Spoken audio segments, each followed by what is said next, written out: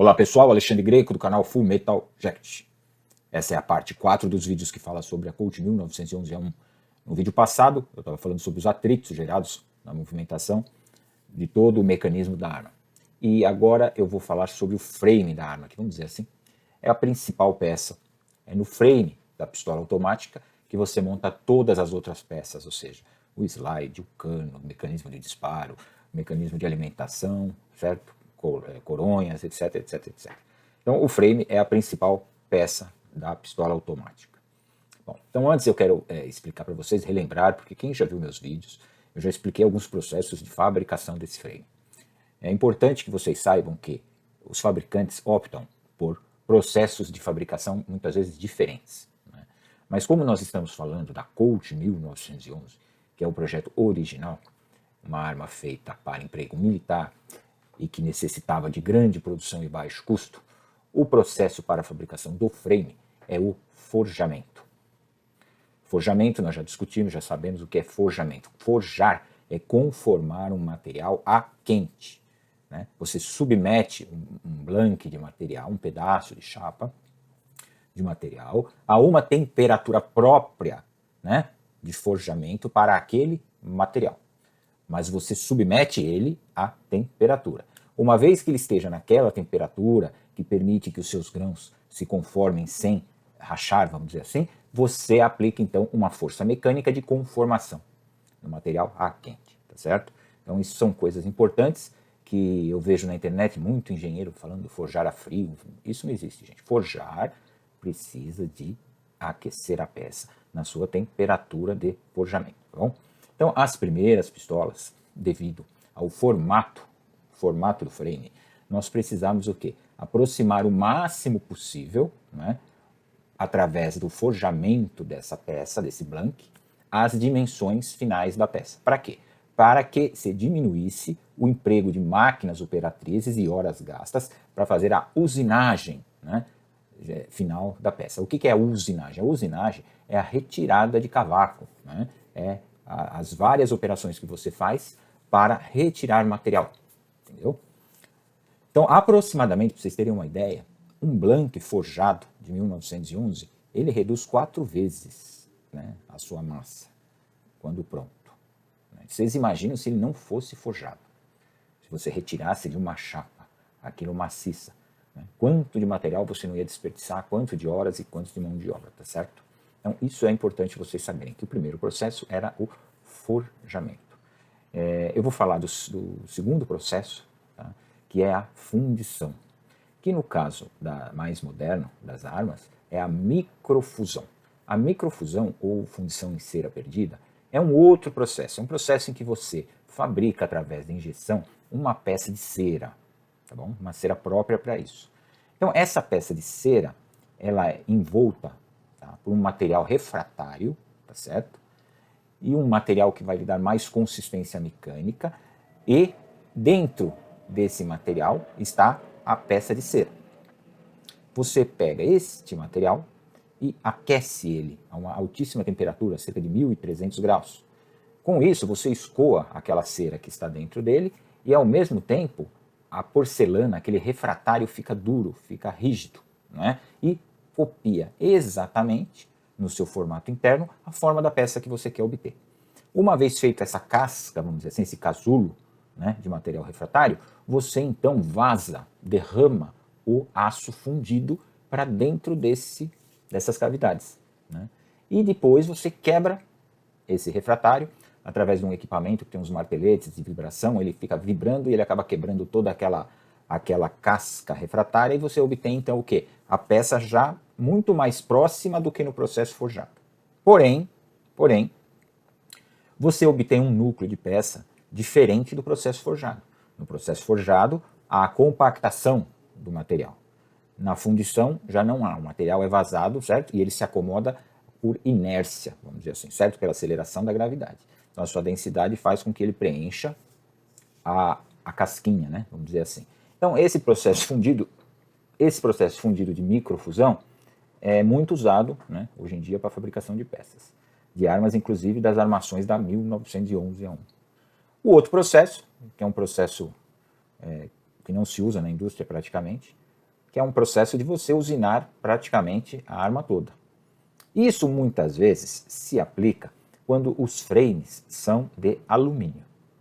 Aí sim, né, você normalmente pode partir de uma chapa ou de um perfil extrudado, né, de chapa já aproximado, corta aquelas seções, coloca numa máquina, num centro de usinagem, e aí rapidamente você usina o frame da pistola todo em alumínio. Tá? Mas no aço já é muito difícil você conseguir fazer isso. Por quê? Porque é aquela coisa, há vários desgastes de ferramenta, você tem que presetar todas as ferramentas, reafiar as ferramentas, e o aço, infelizmente, né, ele consome mais a ferramenta do que o alumínio, tá certo?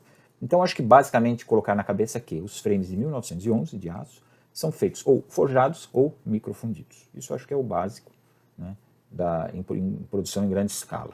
Acho que, se não me falha a memória, não existe outra forma de você fazer uma produção em alta escala de frames de 1911, tá certo?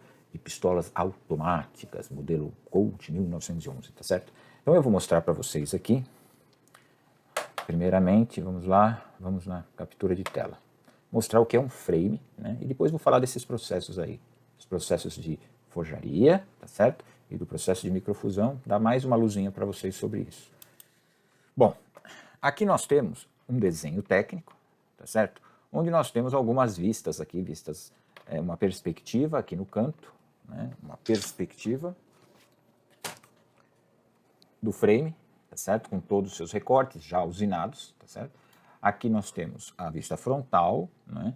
Aqui esse desenho está tombado no sistema americano, quer dizer, no nosso sistema ele deveria este lado estar aqui, mas no americano ele arrasta por baixo.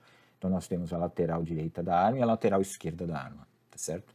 Com todas as suas tolerâncias. Por que eu estou mostrando esse desenho para vocês? Para vocês notarem o seguinte, que todas as tolerâncias, todas as cotas, vamos dizer assim, elas são puxadas deste furo. Olha só, este furo é o furo onde vai o link do cano.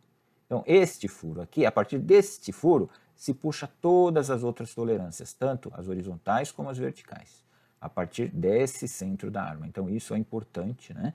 Que as pessoas vejam o quanto tem que ser preciso, tá, a fabricação dessas furações, né, para que a arma funcione direitinho. Agora, o método de fabricação, eu vou recorrer a outra página aqui para vocês verem aqui, olha só. Aqui vocês vão ver, esta aqui é uma propaganda bem antiga da fábrica, vários fabricantes na época produziram a Colt 1911, principalmente durante o período da guerra, tá? Então existem, desde a Singer, a Signal e outras companhias. E essa aqui especificamente está falando sobre o processo de forjaria. Então eu vou adiantar aqui o máximo para vocês verem, né, a respeito da Automatic, está ouvindo aqui? Ó, Automatic, certo? É um instrumento de precisão que consiste de 53 partes, certo? Então, aqui diga-se que a automática é a pistola automática, é um instrumento de precisão que consiste em 53 partes. Esse já é o começo de toda a narrativa, vamos dizer assim, da construção, tá certo? Por que eu estou citando isso para vocês? Porque a palavra aqui é automatic. Você não vê nada escrito semi-automatic, tá certo, gente? Só para lembrar isso para vocês, tá? Aqui nós temos uma moça demonstrando as partes, tal, etc. Bom, o que importa para a gente é essa aqui. As partes que você está vendo aqui são o frame da pistola já pronto, já usinado, o slide ou carro da pistola, em português, a armação, carro da pistola, em inglês, slide e frame, tá certo? Aqui nós temos o pivot tail, que eles chamam, a trava de empunhadura, tá? Aqui nós temos a caixa da mola, aqui nós temos a tecla da trava de segurança e o seu eixo, aqui nós temos, se não me engano, é o desconector, tá certo? Então são peças, e aqui o ejetor. São peças que cada uma tem a sua forma de fabricação, mas que nesse caso aqui, nós podemos ver que o frame, por exemplo, ele parte de um forjado. Então, olha só a peça quando ela é forjada. É colocado um pedaço de chapa, tá? Elevado a temperatura de forjamento. Essa peça vermelha, rubra, é colocada numa forma de uma prensa especial para forjamento. O que é uma prensa especial para forjamento? É uma prensa de queda, ou seja, é uma prensa que desce rápido. É uma pancada muito forte e muito rápida. Por que tem que ser rápida? Porque o tempo em que este material fica exposto ao oxigênio do ar em altas temperaturas causa um efeito de perda de carbono na superfície e resfriamento, obviamente. Então, todo esse processo tem que ser o mais rápido possível. Você pega aquele blank, tira de dentro do forno ele rubro, coloca na primeira ferramenta, a prensa desce, já dá uma primeira pancada, você já muda segurando a peça por uma ferramenta que chama-se tenaz, passa para a segunda ferramenta, dá aquela pancada já reduzindo a sua seção, e na terceira você tira toda a rebarba que sobrou, porque o excedente do material forma uma rebarba que vocês veem aqui, ó, estou mostrando aqui essa costurinha, isso aqui é uma rebarba, restante de uma rebarba.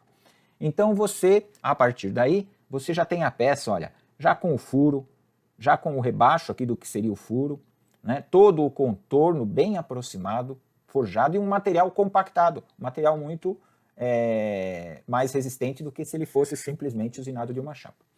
Agora, uma coisa interessante para vocês notarem é que esta parte, vocês estão vendo um triângulo aqui em cima, ó, esta superfície aqui, muita gente vai perguntar por que tem essa superfície? Muitas vezes, para você poder executar a usinagem na peça, numa peça forjada ou numa peça fundida, você precisa deixar partes, né, em que facilite a entrada das ferramentas. E esta aqui justamente é uma dessas partes. É um plano inclinado onde as brocas de furação vão entrar para fazer aqui o quê? Para fazer a parte interna aqui da sede do carregador. Então, se você vai entrar com uma broca aqui num plano que está inclinado, a broca vai escorregar. Então você já deixa no blank aqui, ó, você já deixa no forjado uma superfície perpendicular, entendeu? Então isso é para isso, é um processo de fabricação, tá certo? O cara desenvolveu e falou, ó, eu vou deixar assim que me facilita a furação, para que eu possa depois fazer o alargamento, a calibração do furo do carregador. A primeira operação posterior a esse forjamento é fazer essa limpeza lateral, ou seja, calibrar a lateral da arma. Logicamente a gente deixa um sobremetal.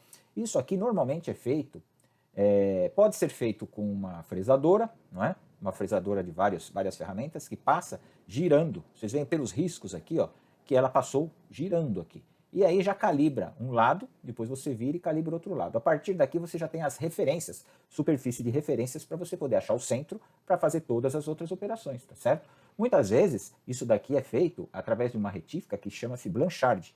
É uma retífica que também trabalha com um disco grande e essas peças são colocadas numa mesa rotativa e esse disco vai girando e também faz esse mesmo efeito aqui, tá? De usinagem.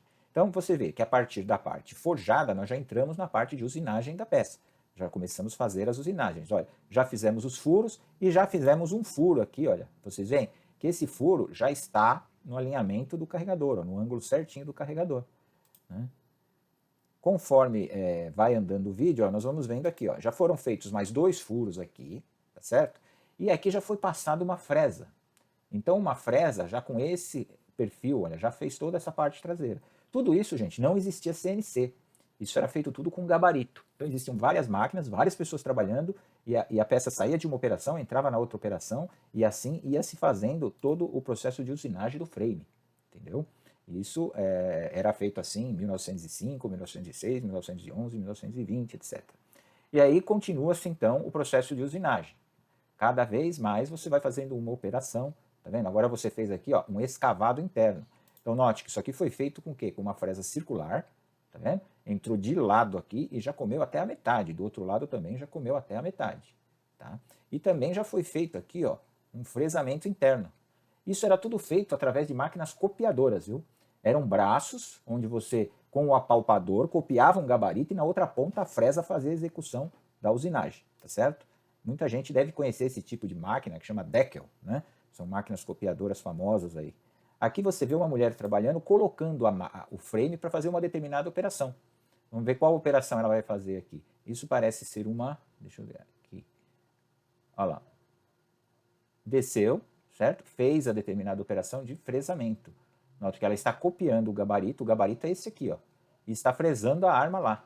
O que ela está fazendo aqui? Está fazendo a retificação daquela parte interna, do alívio de peso interno do frame.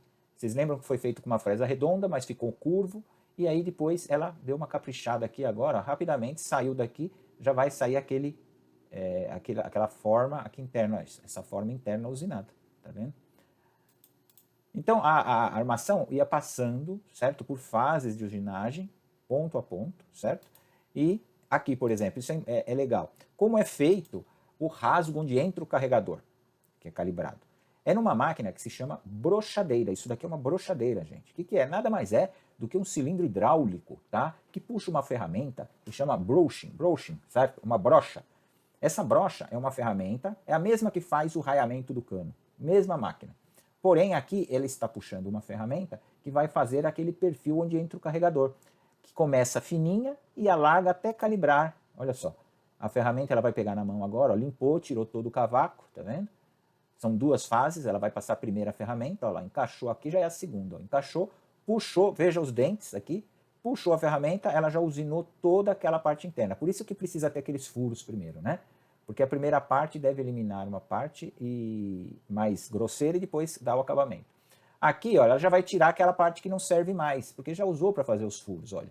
Então ela vai limpar nessa fresadora e do lado aqui, ó, já vai fazer o canal, tá? De montagem. Então essa parte superior deixou de existir, já fez o canal aqui, já conforme vai passando de máquina a máquina, vai sendo feita toda a usinagem da peça, né? Então eu vou adiantar aqui para vocês verem, já estamos chegando no final aqui da peça. Então, depois de tudo isso, a peça sofre um tratamento térmico, olha aqui, um jato de areia, tá vendo? Ou um jato de esferas de aço, né? Para poder melhorar a superfície. E aí inicia-se o tratamento superficial, o acabamento, vamos dizer, superficial, que é uma oxidação negra, e a montagem da pistola, tá certo? Depois passa pelos inspetores, aquela coisa toda, antes dela ser embalada, né? E enviada para as Forças Armadas. Então, olha, aqui está dizendo que cada automática, vocês estão vendo alguma semiautomática aqui? Não. Cada pistola automática é sujeitada a rígidos testes de disparo, certo? Que são observados ou ficam sob a observação dos inspetores, né, da empresa, tá? Antes, logicamente, dela ser enviada, embalada, empacotada, etc, etc, etc. Então aqui deu para vocês verem, mais ou menos, deixa eu mudar a câmera aqui. Bom, então aqui deu para vocês verem mais ou menos como é feito o processo de forjamento, né? Então o forjamento, ele obtém-se aquele blank e aí vem toda essa sequência que eu expliquei para vocês até a gente obter a peça usinada. Então esse era o jeito em que 99,9% das 1911 foram fabricadas até o período da Guerra da Coreia, até o período da Guerra do Vietnã, mais ou menos, tá bom? Inclusive, acredito, eu nunca visitei a fábrica da Embel, mas acredito que os frames da Embel também ainda sejam forjados, tá? Agora, eu vou mostrar para vocês o outro processo, só que o outro processo, ele é o processo da fundição, da microfusão, tá certo? Do frame. Então eu vou mudar a tela aqui e vou tentar acompanhar mais ou menos aqui de um fabricante americano que faz a peça fundida para vocês verem como é fabricado o frame da 1911, tá? Então aqui, eu já vou iniciar aqui, eu vou abrir a imagem para ficar vendo. Bom, essa é aquela peça que eu mostrei para vocês, tá vendo? Feita em cera. Então, isso que ele está segurando na mão é a pistola já com todos os acabamentos aqui, muito próximos dos acabamentos finais, né, da peça, só que feita em cera. Nota que tem essas cabeças aqui, que são as cabeças que serão coladas aqui, tá, num cacho central, onde ele vai vazar, tá, o material, certo? Vou tirar o som. Então, este material, ele vai passar numa... Deixa eu ver se eu monto aqui para vocês verem. Olha aqui, a moça está montando um cacho de peças, tá vendo? Então é um duto, um tubo central onde você funde o material e essas peças são todas presas ali, porque você não funde uma por vez, você funde várias. Aqui você consegue ver as peças todas, os cachos pendurados de cera. Depois, esses cachos, olha só, aqui por exemplo, é a parte central, onde você vai vazar o material e as peças estão todas presas nele, né? Aqui são outras peças, não são peças de pistola, mas as pistolas são feitas do mesmo jeito, tá certo? Este aqui é o material refratário, tá vendo? Então note que ele colocou aqui, quando ele coloca aquela peça de cera aqui dentro, o refratário já gruda, olha, tá vendo? Ele gruda na cera, é que nem uma porcelana de xícara. Então ele copia qualquer detalhe que exista na superfície da cera, tá bom? E esse material, que é uma cerâmica, né, refratária, depois ele é recoberto já com outro material mais grosseiro, tá certo? Que vai dando espessura para dar resistência mecânica, que é esse pó que vocês estão vendo aí. Então ele entra no refratário, vai para o pó, depois volta para o refratário, e assim vai se dando uma camada mais espessa de material, até que ele fique mais ou menos assim. Vou mostrar para vocês aqui.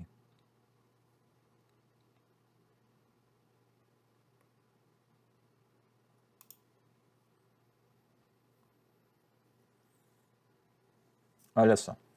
Então ficam assim as peças. Por fora fica meio grosseira, né? Mas lá dentro estão perfeitinhas as formas do slide. E tem um duto de entrada, logicamente, que é onde você vai vazar, né? Ele vai mostrar aqui, ó. Olha lá, ele vai vazar aqui nesta boca o material. Então aqui ele vai tirar essa peça e vai vazar aqui o material e vai preencher todas essas cavidades aí com o aço fundido, entendeu? Aqui ele está mostrando aqui, ó, o forno dele, né?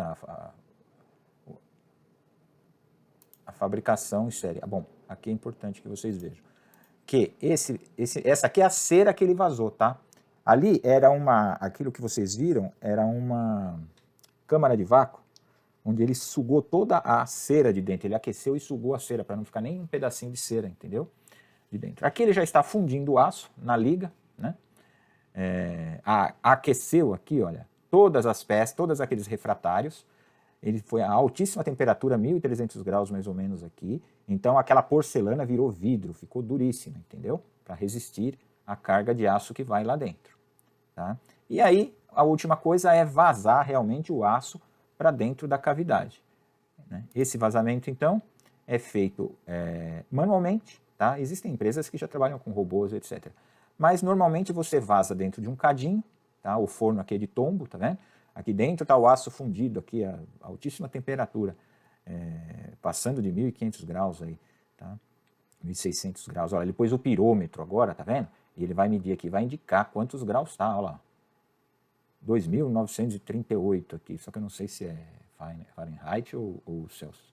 Mas, de qualquer forma, ele pôs o pirômetro, chegou na temperatura correta, cada um vai derramar aqui, o forno vai tombar, derramar no cadinho, e o pessoal vai correr, certo? Com aquele cadinho cheio de material, tá? E vai vazar dentro de todas as cavidades. Olha lá. Acabou de vazar tudo, coloca lá o cadinho, né? Já encheu as cavidades. Aí, ó. Colocou o aço fundido dentro do cadinho, vai levar o cadinho para cada cavidade daquela. Então você vê que é um trabalho, né? E exige uma certa prática. Olha lá. Vazou dentro da cavidade, tá? Encheu. Depois ele vai cavidade em cavidade, ele vai preenchendo as partes. E aí, depois disso, ele vai obter as peças fundidas. Essas peças vão ser rebarbadas, vão ser retrabalhadas para entrar no processo de usinagem. Aqui, ó, é um martelete que vai bater, quebra todas as partes de refratário e saem só as peças microfundidas. Aí ele consegue tirar, aí ele corta manualmente pecinha por pecinha, né, pelos canais de ligação, né. Olha aqui, tá vendo? Que no caso são travas, teclas de trava, alguma coisa assim da pistola, tá vendo? Não dá para enxergar direitinho, mas o processo é esse. E aí você obtém, então, no final, você obtém um frame fundido, tá vendo? Micro fundido em aço, no aço que você determinou, seja um aço inox, seja um aço carbono, tá certo? Mas de qualquer jeito é um aço de altíssima resistência ligado, tá bom? Então isso aí é para vocês entenderem os dois processos básicos de fabricação. Aí agora, então, parte-se para quê? Para usinagem, né? Usinagem dos furos e toda aquela coisa que a gente vai ver no próximo vídeo e em alguns outros detalhes, tá bom, pessoal? Então esse vídeo foi para vocês entenderem basicamente isso.